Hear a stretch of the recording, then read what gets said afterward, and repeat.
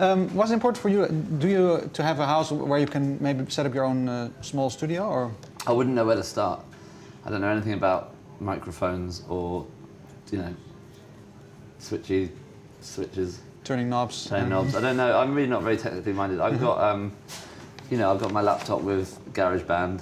And I do my demos. I've got a Wurlitzer piano. And Tim Baxter, who produced my album with me and produced Smith & Burrows, he's got a studio in his attic in Hammersmith in London where we recorded. I like the idea of him and I perhaps having the studio together soon. That'd be cool. Is that something that is already in the air, or did you discuss with him? We discussed it, but it'll require, I think it requires things to go a certain way, before we can do that. But that would be ideal. I think to have a studio with him would be great because he's, he knows what he's doing, and I think it would be great to have a place that we could sort of use ourselves, but that he can also use for other work, and that maybe other bands might want to use. Is that for you important, maybe to have always an ability to record something around you? It doesn't, even if it's simple. Is that for you? Yeah, necessity? Like on the phone or whatever, or laptop. I think it's good. I always find that writing, for me, like writing a song always happens at the most inconvenient times, I suppose, when you're in the one place where you definitely can't record. And I quite like that because it often means you just have to quickly scrabble around for your phone, quickly sing it down, and then if it's the kind of thing that, if it's good enough, you'll come back to it. But I don't know. Because I heard you saying that in a previous interview too. Can you name for one song on this record that was really came up on a totally inconvenient moment in your life? That's a good point, because I just said that that's when they come. Well, maybe... I can't even remember when... Yeah, I mean... I remember walking to the post office with my daughter and she was in the buggy. And I remember thinking of it then, but I was running like a couple of errands and there was no way... I didn't even have my phone and stuff, and it was really annoying. But it stayed in my head, and that was kind of... sometimes that happens. Sometimes it stays with you so that, when you get back home 5 hours later, it's still there.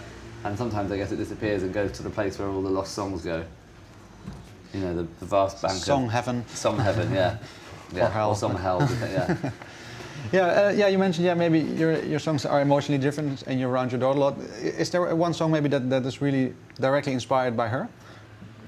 Well, the song, I don't know about directly, I mean... Or indirectly, but... Yeah, but that song Hometown is definitely about, leaving, or at least elements of it are about leaving her and about how difficult that can be.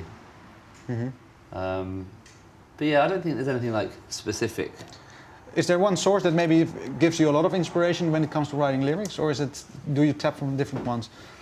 It tends to always just be something fairly personal, or a feeling or an emotion towards somebody, or about a relationship, and then I just basically over-dramatize it, or dramatize, try and turn it into something a little bit more, song-worthy. Yeah, I mean, I'm quite melodramatic just in my nature anyway. I quite like the idea of situations that we probably all have, and like just making it into something more, drastic.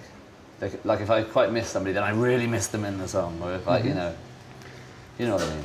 Yeah, over the top.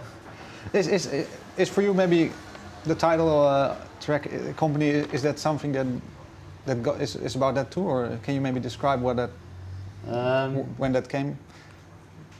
I don't know. It came sort of about a year ago. I suppose that was just a thing about just a relationship that had got so sour, but that it was, it was necessary to not let it fall apart. It was necessary to not let that relationship fall apart so as not to affect other people's lives. Was it a friendship or an actual relation? It was, it's just a relationship, but not a romantic relationship. It was a professional relationship, and probably quite an obvious professional relationship to write about. But yeah, I think it's just about needing to try and rise above a situation, or needing to kind of hold stuff together so as not to let a wider situation fall apart. Yeah. Did you manage? Do you think you did well? I did as well as I could, for as long as I could, in my opinion. But I guess ultimately, I didn't. You know, there's only so much holding of things together that you can do.